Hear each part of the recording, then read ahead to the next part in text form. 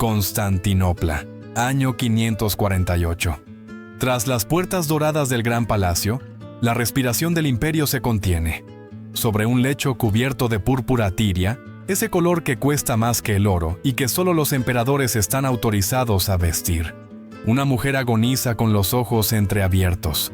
Fue actriz, cortesana, pecadora a sueldo para los moralistas. Ahora es emperatriz, Augusta, la mitad más peligrosa de un trono que gobierna medio mundo conocido. A su lado, Justiniano, el legislador de Dios, llora sin pudor, convertido por un instante en marido y no en César. Los corcheros inclinan la cabeza, los sacerdotes murmuran letanías, pero son los sirvientes, los que han visto lo que ocurre cuando se cierran las cámaras, quienes intercambian miradas, conocen historias que, pronunciadas en voz alta, podrían quebrar la cúpula misma de Santa Sofía. La escena es un espejo con dos reflejos. Para la historia oficial, Teodora es la pecadora arrepentida, que levantó iglesias, protegió a las mujeres y sostuvo el trono durante la tormenta. Para Procopio, en su historia secreta escrita en cuartos ocultos y enterrada por siglos, es una criatura de apetitos inhumanos, devoradora de hombres y de conciencias, que convirtió el cuerpo en arma y el placer en gobierno. Y hoy, bajo las losas de Estambul moderno, ciertos hallazgos arqueológicos, pasadizos añadidos a destiempo, conducciones de agua que no responden a baños ordinarios, estructuras acústicas que hacen imposible la fuga del sonido, susurran que quizá la verdad fue aún más extrema que el rumor. 3 voces, 3 imágenes incompatibles, una misma mujer envuelta en púrpura. Santa, monstruo, o ambas cosas a la vez. La púrpura lo inunda todo, también la memoria. Los dedos de las doncellas tiemblan al cubrir marcas en la piel que no encajan con la fidelidad conyugal que pregonan las crónicas. Entre pliegues y cofres emergen objetos cuyo uso nadie se atreve a nombrar en voz alta. Cartas con una caligrafía exquisita donde se negocian favores, cuerpos y silencios. Sin embargo, nadie habla. Incluso muerta, Teodora sigue siendo la mujer más peligrosa de Constantinopla. Hay silencios que son juramentos y otros que son sentencias. Aquí, el silencio es supervivencia. Para entender este último aliento, hay que desandar 3 vidas. La niña hija de un cuidador de osos del hipódromo, que aprendió demasiado pronto que el cuerpo podía ser moneda. La actriz para quien el escenario era un eufemismo jurídico de burdel autorizado, capaz de leer deseos ajenos como un notario lee cláusulas. Y la emperatriz que, desde la Galería Imperial de Santa Sofía, recibió la Eucaristía con manos enjolladas mientras tejía una red de espías hecha de siervas invisibles, eunucos fieles y monjes agradecidos. En Europa del siglo VI, donde la línea entre el Estado y la Iglesia se cruzaba a diario, ella perfeccionó la única teología que nunca fracasa en política, la teología del poder. Escuchemos a las fuentes, porque de ellas nacerá la duda que sostendrá toda esta historia. Primero, los cronistas oficiales.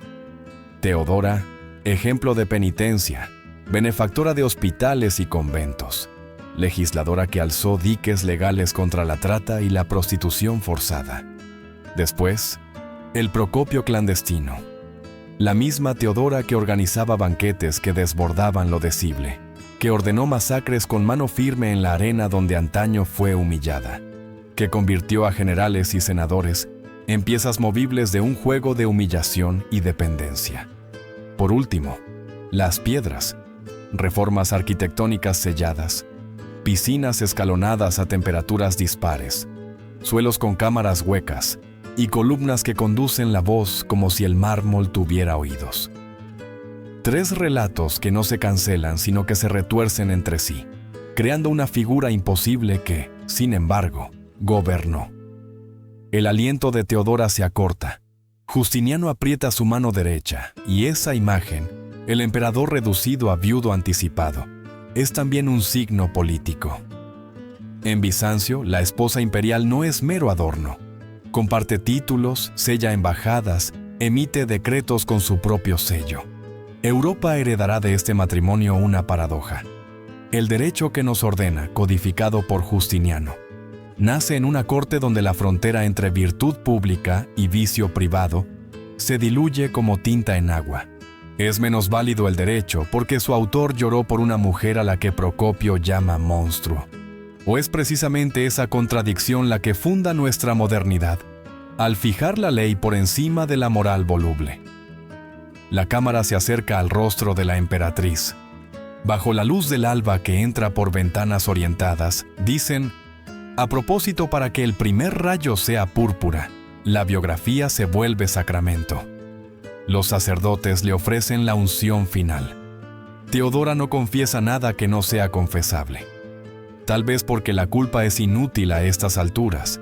Tal vez porque su vida, entera, fue una representación demasiado perfecta para romper el personaje en el último acto. En Bizancio, donde los iconos enseñan que lo visible oculta lo esencial, ella entendió que el poder es un icono al revés. Lo esencial es lo que se ve, la imagen que domina, el mito que somete. Preguntas para el oyente, antes de avanzar. Si el cuerpo fue su moneda, ¿no lo fue también el silencio de quienes cobraron con favores? Si la Iglesia la veneró, ¿fue por fe, por miedo o por gratitud interesada? Y si el imperio sobrevivió a costa de 30,000 cadáveres en el hipódromo, ¿quién escribió realmente la historia? ¿El emperador que firmó los edictos? ¿O la emperatriz que dictó la sangre necesaria? Hoy caminamos sobre una ciudad que ha borrado sus sótanos, pero las grietas aún cuentan a quien se atreve a mirar. Que hubo una mujer que convirtió la vergüenza en cetro. Su último aliento no es clausura, es invitación a descender. Porque para saber quién muere aquí, debemos comenzar por el principio. El rugido de la arena, el olor a animales de feria, una niña con hambre y una madre que la ofrece a una facción como si fuera estandarte. La púrpura ya estaba allí, solo que entonces se llamaba humillación. Ahora, en este cuarto, la humillación se ha cosido al triunfo y nadie puede separarla sin volver a derramar sangre. ¿Estás listo para regresar al hipódromo? Año 505.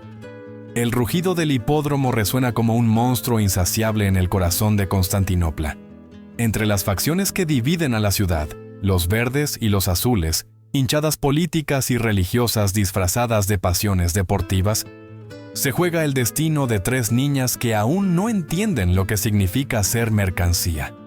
Su padre, un humilde cuidador de osos entrenados para los espectáculos, ha muerto de una infección absurda, un simple rasguño convertido en sentencia por falta de medicina y exceso de fatalidad. La viuda, desesperada, no tiene otra cosa que ofrecer a cambio de protección que la carne de sus hijas. Y así, con el cuerpo aún caliente de su marido en la memoria, se presenta con las niñas en el mismo circo que había devorado la vida del hombre. Los verdes, la facción que había empleado al padre, la rechazan con desprecio público. Los azules, rivales eternos, aceptan a las pequeñas como insulto. Este gesto, aparentemente trivial, resuena en la historia como un eco infinito. La humillación de 3 niñas menores de 10 años convertidas en ficha de un tablero que mezcla religión, política y espectáculo. ¿Qué siente una niña cuando la multitud no la aplaude por lo que hace, sino que la señala como trofeo de burla? ¿Qué cicatriz deja ese rechazo en el alma? Teodora, con apenas 5 años, comenzó a entender que en Bizancio el valor de una persona no se medía por lo que era, sino por lo que podía representar en manos ajenas. Los cronistas cuentan que la madre, práctica en la desesperación, no derramó lágrimas. Sabía que en un mundo sin compasión, el llanto no alimentaba bocas ni protegía cuerpos. Su estrategia fue entregar a las niñas para asegurar un techo. Lo que la historia olvidó fue el silencio de la multitud. Esa multitud que contempló la escena como se observa una carrera de caballos. Con curiosidad, con apuestas, con la convicción de que aquello formaba parte del orden natural. ¿Cuántos de esos espectadores se atrevieron años después a llamarse súbditos fieles de una emperatriz que había surgido de aquella humillación? ¿Y cuántos recordaron que la habían visto desfilar como botín infantil? El destino de las niñas en manos de los azules fue el de la infancia perdida. Teodora pronto descubriría que el futuro no ofrecía ni ternura ni educación, sino un escenario que disfrazaba la prostitución con máscaras y danzas. A los 12 años, ya estaba en los teatros, donde la ley romana era clara. Actriz significaba prostituta. No había diferencia legal entre representar un drama y vender el cuerpo. El espectáculo era una excusa, la cama era el contrato verdadero. Constantinopla podía vestirlo de arte, pero todos sabían qué había tras las cortinas. Aquí se forja la primera gran lección de Teodora. La dignidad no era un regalo, era un campo de batalla. Los hombres de poder, sentados en las gradas, reían, bebían y pagaban, creyendo que consumían cuerpos descartables. Pero la niña, más observadora que víctima, empezaba a leer en esos mismos hombres sus deseos, sus miedos, sus puntos débiles. Lo que para ellos era un juego de placer, para ella se convertiría en un archivo de secretos. Cada mirada lubricada era un dato, cada petición susurrada, una futura cadena. En medio del ruido del circo, Teodora estaba ya acumulando su propio tesoro: información. La Europa del siglo VI era un continente donde los cuerpos femeninos eran propiedad. Hijas ofrecidas como alianzas, viudas forzadas a matrimonios, campesinas reducidas a vientres de herederos. Bizancio, heredero del Imperio Romano, perfeccionó esta maquinaria con un barniz cristiano que bendecía el sacrificio femenino en nombre del orden. Teodora, sin embargo, se rebeló a su manera. Aprendió a usar las reglas en contra de quienes las imponían. Si era mercancía, entonces sería mercancía consciente, peligrosa, capaz de devorar a los compradores. Imagina a esa niña de 5 años, observando cómo su madre suplicaba, cómo los verdes negaban, cómo los azules aceptaban entre risas. Allí nació la primera chispa de una ambición que aún no tenía nombre. Allí comprendió que el mundo no iba a ofrecerle justicia, así que tendría que inventarla. Esa justicia, para ella, sería venganza disfrazada de poder. El hipódromo no olvidó aquella escena. Décadas después, cuando Teodora ordenó sellar sus puertas con 30.000 cadáveres, la ciudad entera comprendió que aquella humillación de infancia no había sido borrada. Había sido almacenada como deuda. Y las deudas, en Bizancio, se pagaban siempre con sangre. El teatro de Constantinopla en el siglo VI no era un refugio de cultura elevada, sino un burdel con luces. Allí, entre máscaras y disfraces, la ciudad ocultaba lo que en público condenaba: la prostitución. La ley romana era inequívoca. Actriz significaba prostituta. No existía diferencia jurídica. Quien bailaba sobre las tablas debía, al mismo tiempo, estar disponible detrás del telón. A los 12 años, Teodora ya había comprendido este contrato implícito. Su cuerpo era mercancía, su trabajo era seducción. Pero lo que pocos entendían era que, mientras aparentaba sumisión, estaba construyendo un poder invisible. Las descripciones de Procopio, que muchos tacharon de exageraciones pornográficas, se vuelven más perturbadoras cuando se las analiza como estrategias políticas. La famosa escena de los gansos picoteando granos de cebada de su piel desnuda no fue solo un acto obsceno, fue una lección. Los hombres que observaban eran senadores, comerciantes, oficiales que se creían dueños del imperio, y sin embargo, al permitir que se exhibieran sus deseos más secretos frente a ella, se convertían en prisioneros. Teodora descubrió que el verdadero poder no estaba en complacer, sino en memorizar. Cada capricho se transformaba en un arma. Cada mirada cómplice, en una deuda. ¿Quién podía oponerse más tarde a una mujer que conocía la intimidad de su corrupción? En esos escenarios disfrazados de arte, la niña se convirtió en actriz de algo más grande que el espectáculo. Aprendió a fingir placer con la precisión de un orfebre, a modular la voz entre el gemido y la súplica, a encender la ilusión de exclusividad en hombres acostumbrados a comprarlo todo. Lo que para otros era degradación, para ella era entrenamiento. Su memoria era fotográfica, retenía conversaciones enteras, caras, nombres, gestos. Así, mientras los clientes pensaban que dominaban, era ella quien registraba cada debilidad como escriba silenciosa de un archivo privado. La psicología de Teodora se forjaba en el contraste, el desprecio público y la fascinación privada, la humillación en las calles y la veneración en la penumbra. Esa tensión la convenció de que la moral era solo un disfraz colectivo. Los mismos hombres que exigían pureza en las plazas pagaban orgías en los teatros. Los mismos que denunciaban la lujuria en sermones acudían a verla interpretar escenas que rozaban lo inhumano. El teatro fue su escuela para desenmascarar la hipocresía del poder bizantino. Y con esa conciencia, la niña empezó a trazar un plan. Si la sociedad iba a usar su cuerpo como escenario, ella lo convertiría en trono. No debemos olvidar que Constantinopla, bajo el resplandor de las cúpulas, era una ciudad donde la religión se mezclaba con el espectáculo. El hipódromo, con sus facciones políticas, era tan importante como la liturgia. Allí se decidían emperadores, se definían alianzas, se gritaban consignas religiosas y se celebraban victorias militares. En ese contexto, el cuerpo de Teodora era un microcosmos del propio imperio, un espacio de contradicciones donde lo sagrado y lo obsceno se entrelazaban hasta confundirse. ¿Qué mejor preparación para gobernar un mundo así que dominar ese lenguaje de contradicciones? La niña no tardó en comprender algo que siglos después repetiría Maquiavelo: que el miedo dura más que el amor, y que la memoria de una humillación es más fuerte que cualquier caricia. Cada cliente que se desnudaba frente a ella no veía a una prostituta, sino a un espejo de sus propias miserias. Y ese espejo sería su arma más letal. La degradación pública se transformaba, en sus manos, en la biblioteca privada de secretos con la que reescribiría la historia. Con el paso de los años, Teodora se convirtió en figura codiciada en fiestas privadas de los más ricos. Allí ya no se trataba solo de placer, sino de política camuflada. Negocios, alianzas y conspiraciones se negociaban sobre cuerpos desnudos.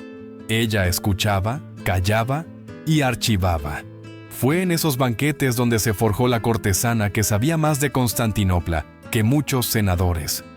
Fue allí donde dejó de ser un objeto para convertirse en observadora privilegiada de un imperio en decadencia moral. La pregunta queda suspendida. ¿Hasta qué punto la niña que fue forzada al escenario eligió luego permanecer en él? ¿Cuándo dejó de ser víctima para convertirse en estratega? Tal vez nunca hubo frontera. Tal vez desde el primer grano picoteado por los gansos. Teodora ya había decidido que su cuerpo sería un libro abierto para otros, pero con tinta invisible que solo ella sabía leer. Y ese libro sería, con los años, la crónica secreta de un ascenso que estremecería a todo Bizancio. La joven actriz se transformaba poco a poco en algo más que un cuerpo disponible. Las crónicas coinciden en que Teodora poseía una inteligencia fuera de lo común. No solo memorizaba rostros y deseos, retenía conversaciones enteras, recordaba quién había sobornado a quién, qué general prefería a los muchachos, qué senador negociaba a espaldas del emperador. Constantinopla estaba llena de intrigas, y ella, invisible para todos, se convirtió en el archivo viviente de los secretos de la élite. Lo que otros llamaban vicio, para Teodora era un laboratorio político. Su oportunidad de escapar llegó con Escebólus, gobernador de Pentápolis, en el norte de África. Fascinado por su ingenio y belleza, la tomó como amante oficial. Para Teodora significó algo más que un cambio de escenario. Fue la primera vez que abandonó Constantinopla, la primera vez que vio el imperio desde fuera del teatro y el burdel. Durante 4 años vivió en una relativa comodidad, pero pronto descubrió que aquel supuesto protector no era más que otro hombre dispuesto a usar y desechar. En Alejandría, ese Volus la abandonó sin recursos, arrojándola a Tano a una ciudad extraña y hostil. Cualquier otra mujer habría terminado en la miseria o la prostitución callejera. Teodora eligió un camino inesperado. En lugar de resignarse, buscó refugio en los círculos intelectuales de Alejandría, donde el cristianismo se debatía en luchas teológicas encendidas. Allí, en medio de obispos y monjes, fingió arrepentimiento, pero lo que realmente hizo fue aprender. Estudió la doctrina monofisita, la corriente que afirmaba que Cristo tenía una única naturaleza divina, enfrentada al dogma ortodoxo de Constantinopla. Memorizó escrituras, absorbió discursos, cultivó relaciones con clérigos influyentes. No era fe lo que buscaba, sino conocimiento. Entendía que la religión se estaba convirtiendo en la columna vertebral del imperio, y ella no pensaba quedar al margen. El año que pasó en Alejandría fue su segunda escuela. Si en los teatros había dominado la política del deseo, en los monasterios aprendió la política de la fe. Supo que la moral podía manipularse igual que los cuerpos, que la culpa podía convertirse en cadena y el perdón en moneda. Lo que para otros era penitencia, para ella era táctica. Con cada sermón, con cada cita bíblica memorizada, tejía la máscara de pecadora arrepentida, que más tarde exhibiría en Constantinopla para legitimar su ascenso. Comprendió que los mismos hombres que antes habían pagado por verla desnuda, estarían dispuestos a venerarla cubierta con un velo, siempre que supiera interpretar el papel adecuado. Cuando decidió regresar, el viaje la llevó por Antioquía, ciudad vibrante donde la tradición oriental se mezclaba con la influencia griega. Allí, según algunas versiones, vio por primera vez al hombre que marcaría su destino, Justiniano, sobrino adoptivo del emperador. No sabemos si se cruzaron realmente entonces, pero sí sabemos que ella ya no era la misma que había salido de Constantinopla con un gobernador amante. Había viajado, había sido traicionada, había aprendido a leer la fe como manual de poder. Volvía no como víctima, sino como estratega. De regreso en la capital hacia 522, se presentó oficialmente como hilandera de lana, una ocupación modesta y respetable. Todos sabían que era una fachada, un disfraz de respetabilidad para ocultar que seguía relacionándose con hombres poderosos. Pero esa máscara era necesaria. La Constantinopla que la había despreciado como actriz, la veía ahora intentar redención.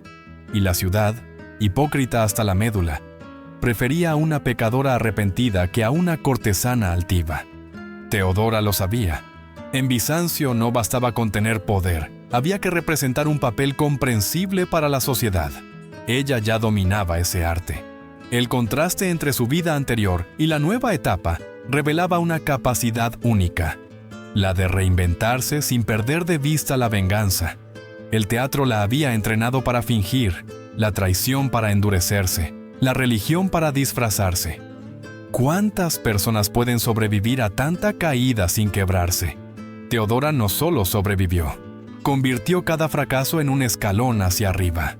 Mientras hilaba lana en público, en privado tejía otra urdimbre, la red de relaciones, favores y silencios que más tarde sostendría su ascenso al trono. Lo fascinante es que, en esta etapa, ya se vislumbraba una pregunta inquietante. ¿Era Teodora simplemente una mujer ambiciosa que se rebelaba contra un mundo injusto? ¿O estaba ya gestando la sombra implacable que masacraría a 30,000 personas en el hipódromo? La línea es difusa. Tal vez las dos cosas eran inseparables. Porque lo que Bizancio le enseñó a esa niña huérfana fue que la compasión era un lujo y que la única virtud segura era la astucia. El año es 522. En una casa privada, lejos de la mirada oficial, un encuentro cambiará la historia del imperio bizantino. Justiniano, el sobrino adoptivo del emperador Justino, asiste a una reunión a la que, oficialmente, no debería haber ido. A sus 40 años, es célebre por su celibato, su obsesión con la teología y la ley, su vida disciplinada como jurista y administrador. En ese mismo espacio aparece Teodora, con apenas 22 años, oficialmente una hilandera, extraoficialmente la mujer más peligrosa de Constantinopla. La versión romántica dice que fue amor a primera vista. La versión de Procopio afirma que fue la seducción más calculada de la historia imperial. Probablemente ambas son ciertas. Teodora había preparado este momento con precisión quirúrgica. Sabía qué textos leía Justiniano en las largas noches de insomnio. Conocía su fascinación por los debates teológicos. Sabía que carecía de experiencia con mujeres y que esa inocencia lo hacía vulnerable. Había tejido una red de intermediarios, viejos conocidos de sus tiempos de actriz, para garantizar que sus caminos se cruzaran. Cuando por fin estuvieron frente a frente, no fue casualidad. Fue el resultado de meses de orquestación. La supuesta casualidad fue, en realidad, la primera escena de la obra maestra de su vida. Las crónicas dicen que Justiniano quedó hechizado. Procopio, más venenoso, asegura que ella utilizó farmaqueia, un término ambiguo que podía significar drogas, artes mágicas o simplemente técnicas sexuales aprendidas en los burdeles que ningún hombre de su carácter podía resistir. Lo cierto es que Justiniano comenzó a visitarla con frecuencia. Lo que empezó como curiosidad se convirtió en obsesión. En pocos meses, hablaba de matrimonio, un matrimonio que la ley romana prohibía explícitamente. Porque aquí estaba el obstáculo. Para el derecho, una actriz era siempre una prostituta, aunque dejara de actuar. La mancha era permanente, hereditaria, imborrable. La oposición más feroz vino de la emperatriz Eufemia, esposa de Justino y madre adoptiva de Justiniano. Ella conocía el pasado de Teodora, como todos en la capital. Sabía de las representaciones con gansos, de los relatos de orgías, de la fama escandalosa que todavía recorría las tabernas. Mientras viviera, juró, esa mujer jamás vestiría la púrpura imperial. La corte se dividió. Algunos senadores veían en Teodora un insulto al honor de Bizancio. Otros, temerosos o comprados, callaban. Justiniano, sin embargo, no cedió. Mantuvo la relación en secreto, esperó, y cuando Eufemia murió en 524, movió las piezas necesarias para cambiar la ley. En un acto sin precedentes, el imperio reescribió su propio código para permitir que una actriz reformada pudiera casarse con un miembro de la nobleza. Todos sabían que esa ley tenía un único beneficiario.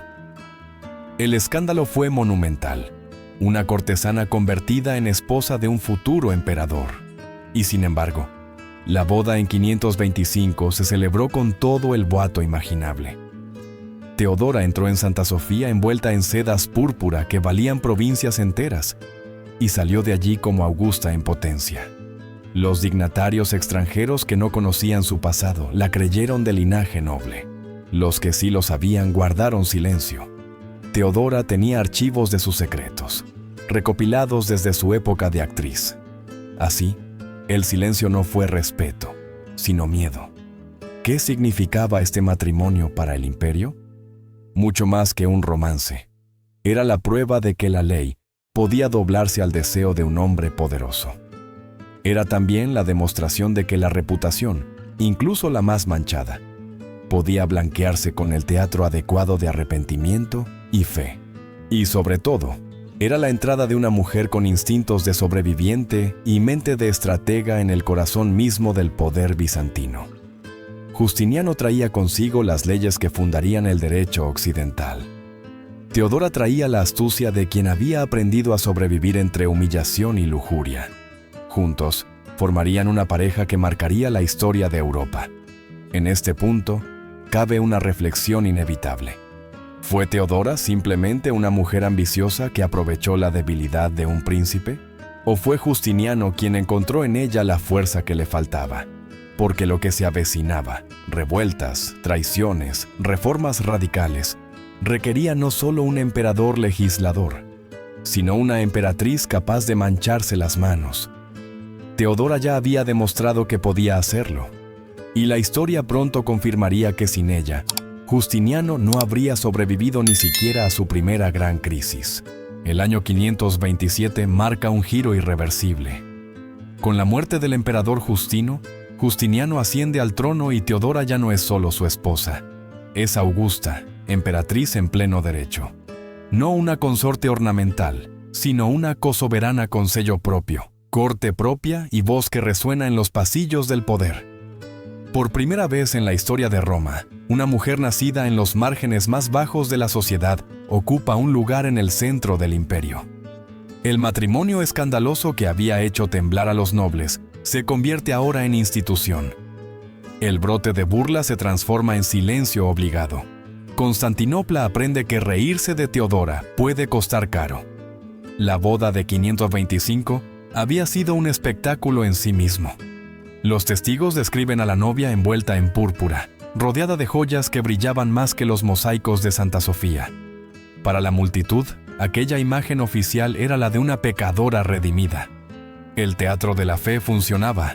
Teodora rezaba en público, asistía a liturgias, repartía limosnas a los pobres. La misma mujer que había sido usada en prostíbulos era ahora presentada como ejemplo de penitencia y virtud. La ciudad, siempre ávida de contradicciones, aceptó la narrativa porque convenía al poder. Pero tras las puertas cerradas del palacio, la historia era distinta. Allí, Teodora no pedía permiso. Ordenaba. Con el título de Augusta, su autoridad quedó formalizada. Recibía embajadores sin necesidad de Justiniano. Firmaba decretos que afectaban directamente a la política del imperio.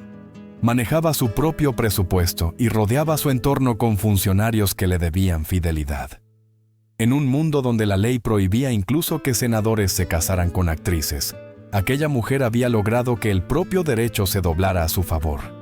¿No era esa, en el fondo, la demostración definitiva de poder?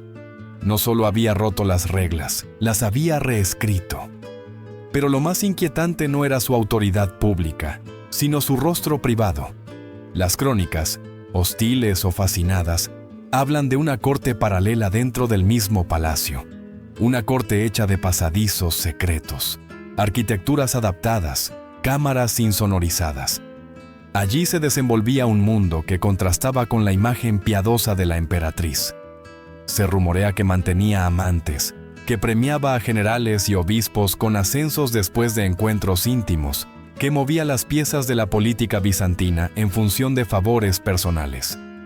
Los documentos arqueológicos parecen dar crédito a estas historias. Tuberías inusuales, salas con configuraciones extrañas, rastros de estructuras diseñadas para usos que ninguna liturgia oficial justificaría. Sin embargo, Teodora no era solo deseo disfrazado de poder, también fue reformadora.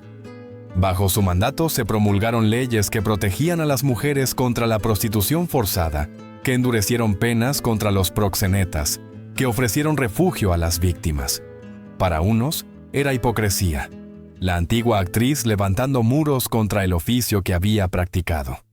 Para otros, era coherencia. Usar la experiencia propia para transformar un sistema que había destruido su infancia. ¿Cómo interpretarlo? ¿Como redención genuina o como control absoluto de un mercado que conocía demasiado bien? El dilema sigue vivo en cada historiador que intenta descifrarla.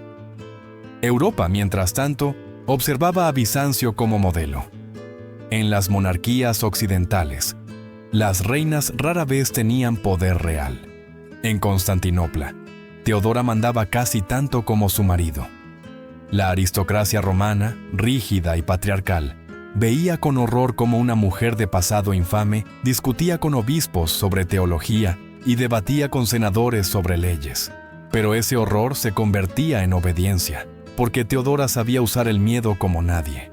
Y en Bizancio, donde la supervivencia dependía de la intriga, el miedo era más eficaz que cualquier ejército. Lo cierto es que, desde 527, Bizancio ya no podía imaginarse sin ella.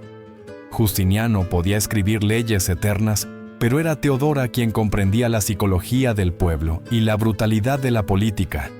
Mientras él soñaba con reconstruir el imperio romano, ella tejía la red de silencios, amenazas y favores que mantenía a los poderosos bajo control. La prostituta se había convertido en emperatriz, pero no había dejado atrás las lecciones de su juventud.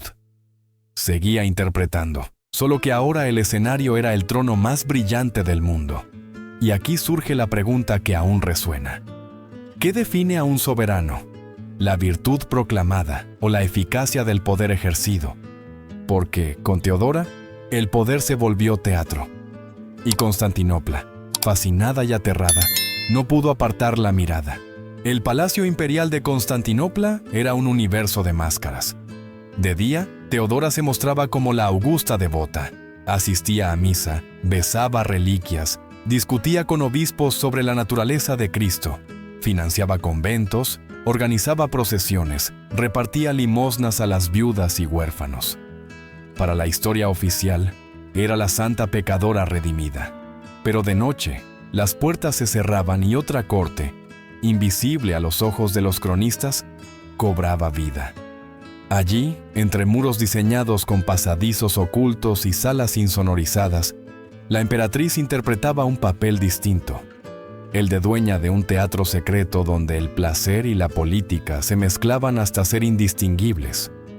Procopio lo cuenta con veneno en su pluma. Amantes que entraban y salían por corredores escondidos, generales recompensados con ascensos tras largas visitas nocturnas, embajadores extranjeros que obtenían tratados imposibles después de audiencias privadas con la emperatriz. La lista de nombres, según él, era interminable. Y aunque muchos dudan de la exageración, las pruebas arquitectónicas encontradas siglos después, salas con sistemas de calefacción inusuales, piscinas escalonadas con asientos tallados en posiciones específicas, muros con compartimentos ocultos, sugieren que algo había más allá del rumor.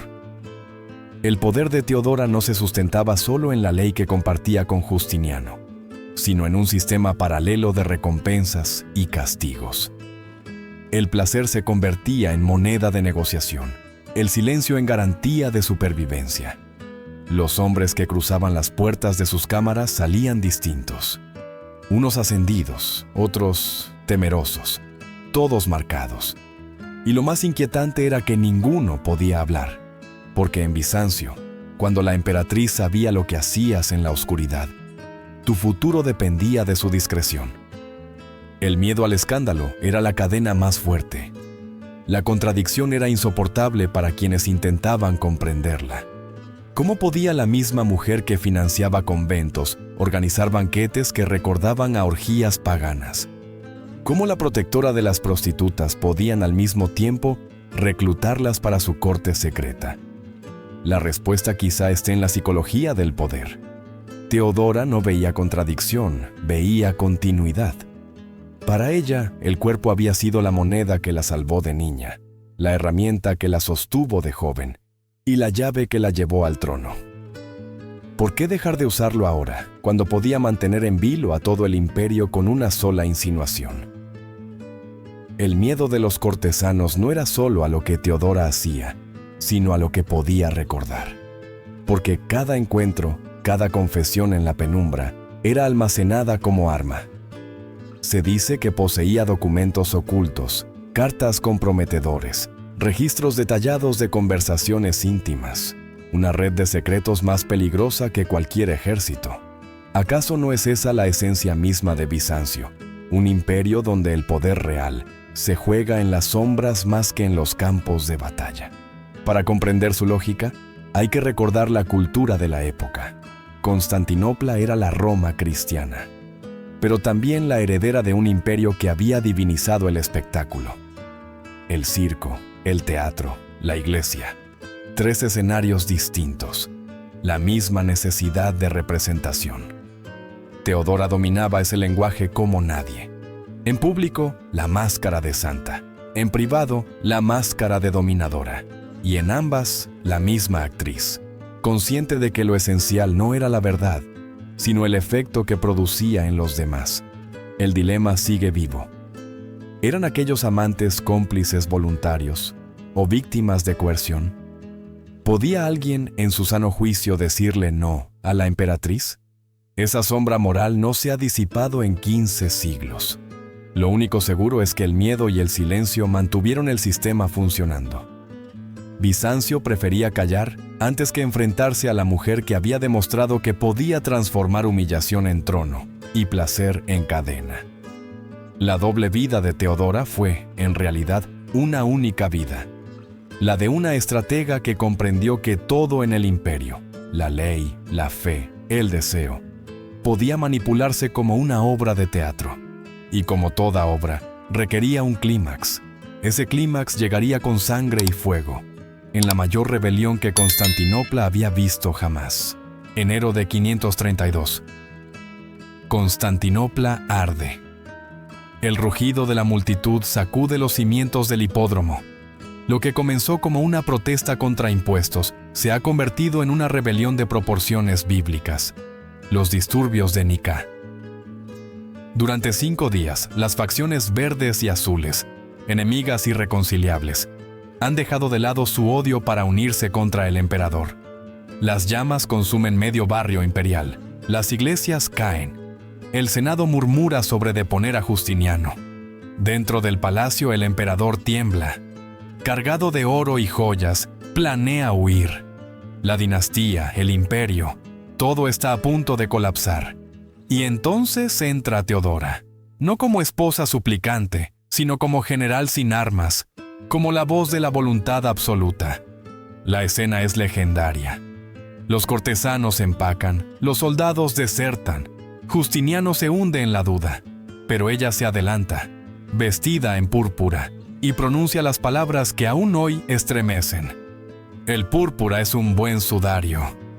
Prefiero morir emperatriz que vivir exiliada. Si quieres huir, huye. El mar está abierto, las naves listas, pero yo me quedo.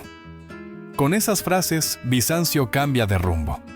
El emperador que pensaba escapar encuentra en la determinación de su esposa la decisión que le falta. Constantinopla descubrirá que el verdadero centro del poder no está en el trono, sino en esa mujer que acaba de sellar su destino. El desenlace fue brutal. Justiniano obedeció, pero fue Teodora quien marcó la estrategia. Envió oro a los azules, recordándoles que Hipacio, el nuevo emperador proclamado por la multitud, era apoyado por los verdes, sus antiguos enemigos. La división comenzó a pudrir la unidad rebelde. Luego ordenó a sus generales Belisario y Mundo que bloquearan las salidas del hipódromo. 30.000 personas se habían congregado allí, creyendo que habían derrotado al César. Lo que no sabían era que estaban atrapadas. Las tropas entraron con una orden simple, sin sobrevivientes. En pocas horas, el lugar se transformó en matadero. La sangre corrió por las gradas donde años antes una niña había sido humillada junto a sus hermanas. Aquella niña ahora cobraba su deuda. Pero lo que los relatos oficiales omiten es la lista secreta de Teodora. No fueron solo los cabecillas quienes murieron aquel día.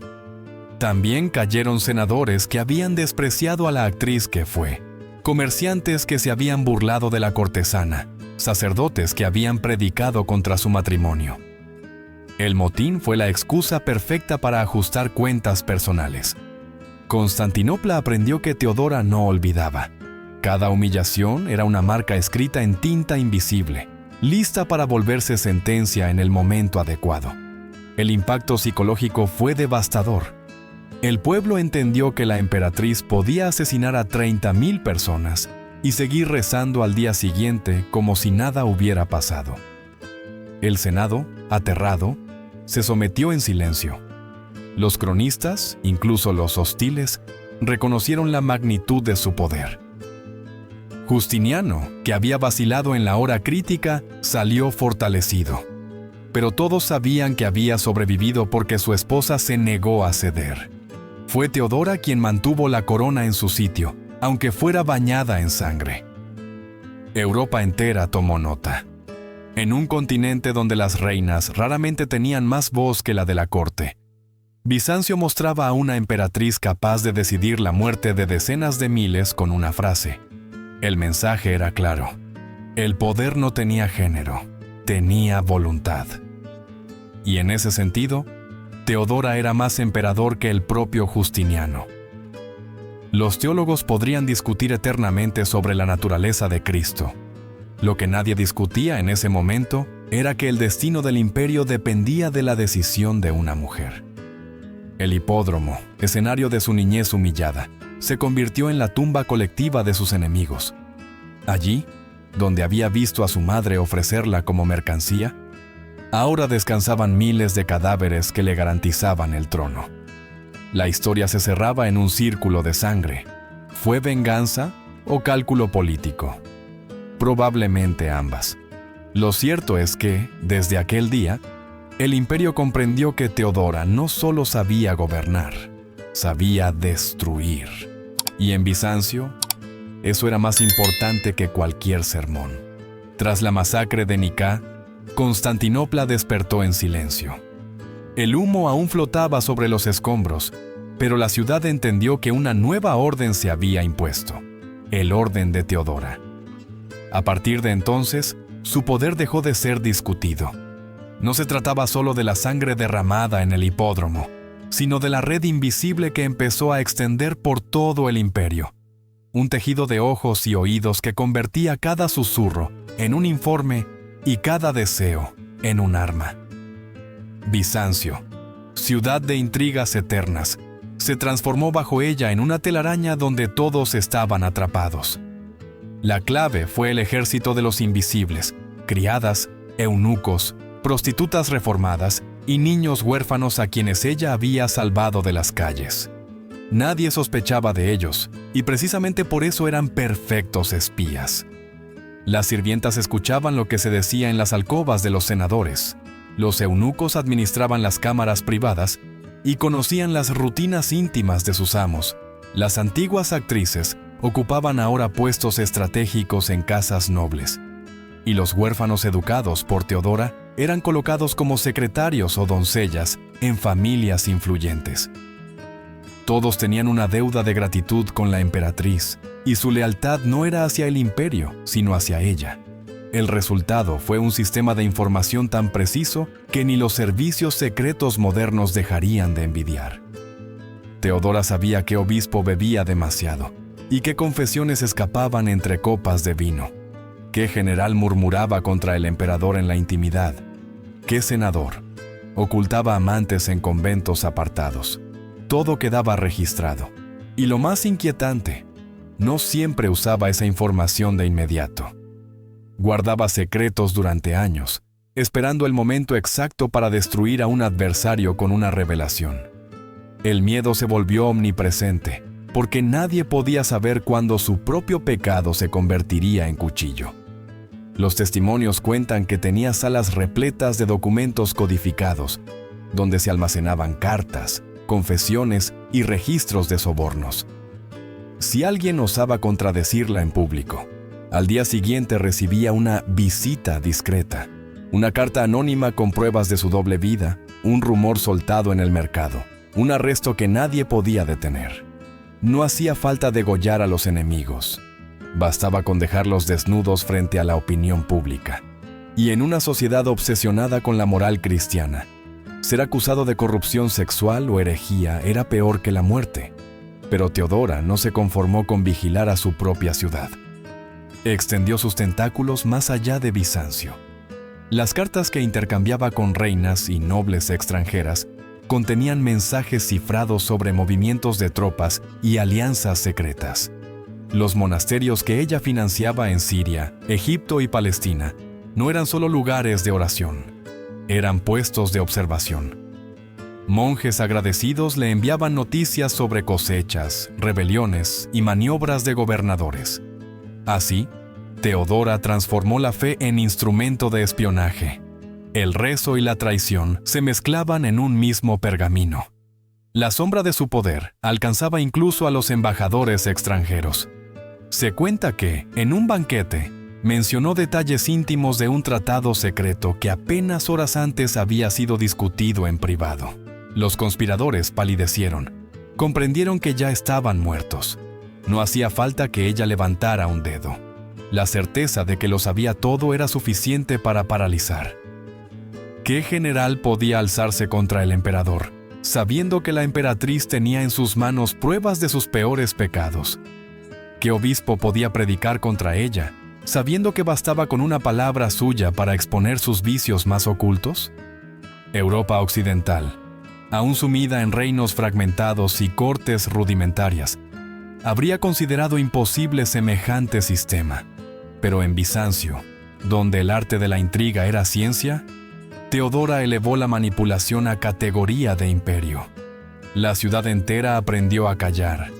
El silencio se convirtió en moneda, la discreción en salvoconducto. Y lo más perturbador era la lección que todos entendieron.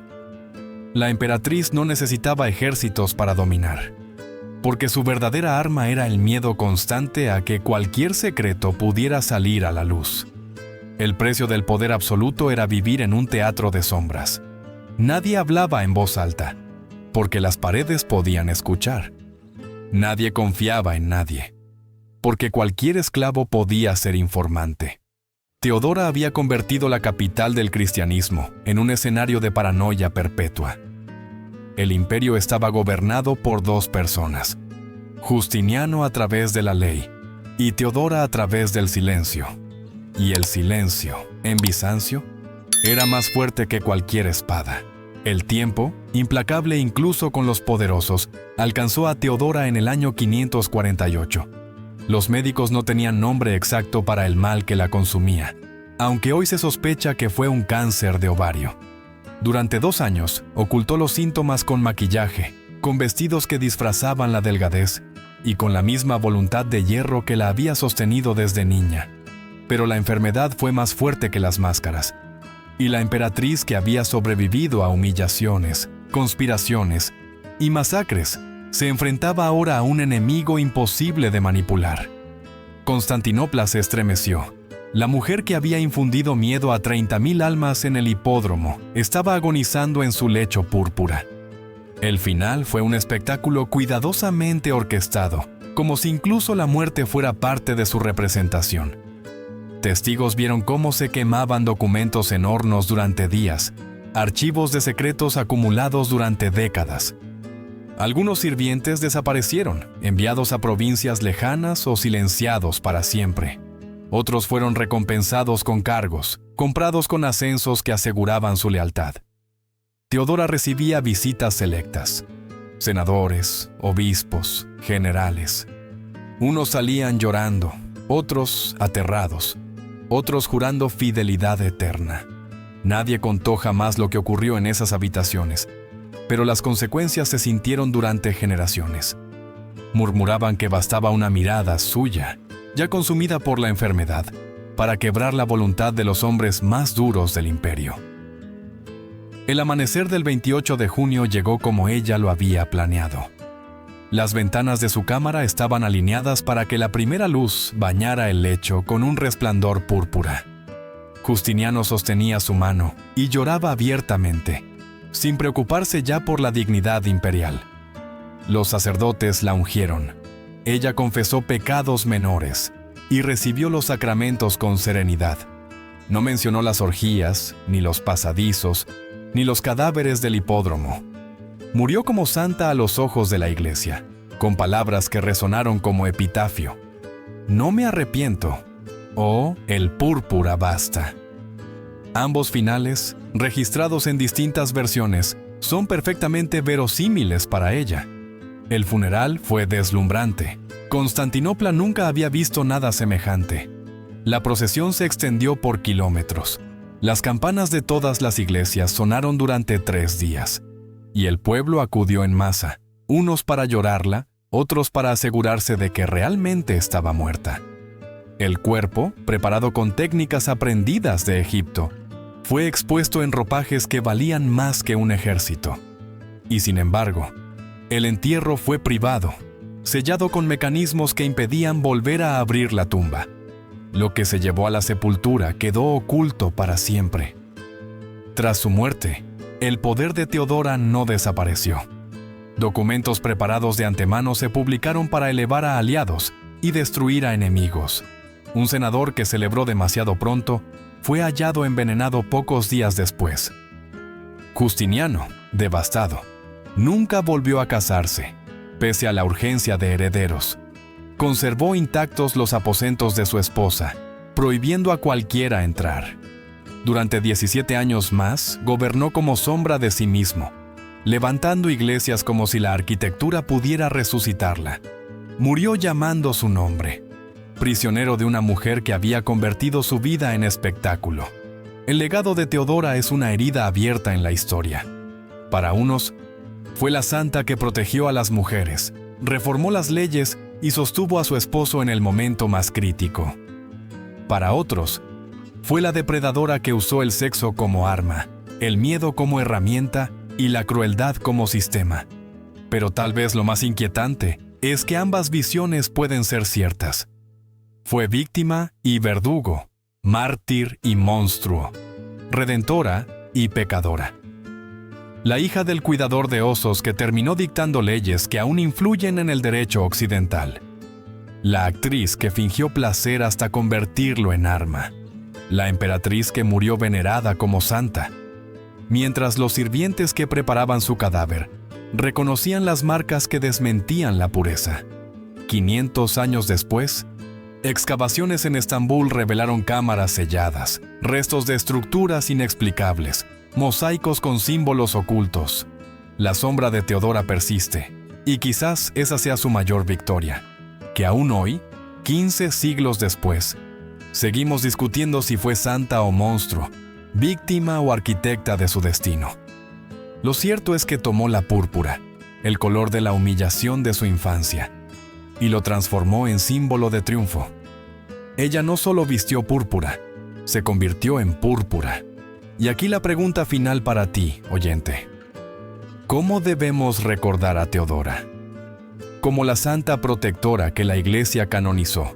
¿O como la mujer que convirtió el poder en un teatro de sangre y deseo? Quizá la respuesta importe menos que el aprendizaje. El poder, cuando se disfraza con virtudes, puede ocultar sombras capaces de devorar imperios. Si quieres seguir explorando los secretos que la historia intentó enterrar, comenta qué opinas de Teodora. Comparte este relato y suscríbete a History Quest. Porque aún quedan muchas voces del pasado que claman desde las sombras por ser escuchadas.